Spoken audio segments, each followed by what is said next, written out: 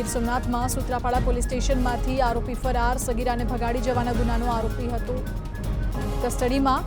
Police સ્ટેશનમાં પહેલા માળે બારીમાંથી કૂદી ફરાર આરોપીના ચહેરા નિશાનની કામગીરી દરમિયાન નાસી છૂટ્યો। આરોપીને પોલીસે પકડવા શોધખોળ ફરી શરૂ કરી। સુરતમાં વેપારીના પુત્રને એમડી ડ્રગ્સ સપ્લાય કરનાર આરોપી ઝડપાયો। અલથાણમાં વેપારીના પુત્રની પોલીસે ડ્રગ્સ સાથે કરી હતી ધરપકડ। વેપારીનો પુત્ર ડ્રગ્સ તેના મિત્રોને પણ આપતો હતો। જૂનાગઢમાં તસ્કર ટોળકીનો આતંક। એક જ રાતમાં 3 જગ્યાએ ચોરી, ચાંદીના સિક્કા, રોકડ તેમજ કાપડ મળી ₹50,000થી વધુની ચોરી। 2થી વધુ તસ્કરો સીસીટીવીમાં કેદ। શહેરના અલગ અલગ વિસ્તારમાં તસ્કરોએ ચોરીને આપ્યો અંજામ। પોલીસે સીસીટીવી ફૂટેજના આધારે હાથ ધરી તપાસ। ભરૂચના પાલેજમાં આવેલા મેડિકલ સ્ટોરમાં ચોરીની ઘટના। દુકાનદારની નજર ચૂકવી ગઠિયો બેગ ઉઠાવી ફરાર। ચોરીની સમગ્ર ઘટના સીસીટીવીમાં કેદ।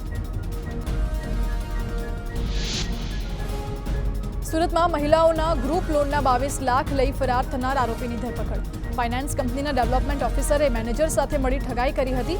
ફાઇનાન્સ કંપનીએ મહિલાઓને ઓછા વ્યાજ દરે લોન આપી હતી। ફાઇનાન્સ કંપનીના મેનેજરને વોન્ટેડ જાહેર કરી કાર્યવાહી હાથ ધરાઈ।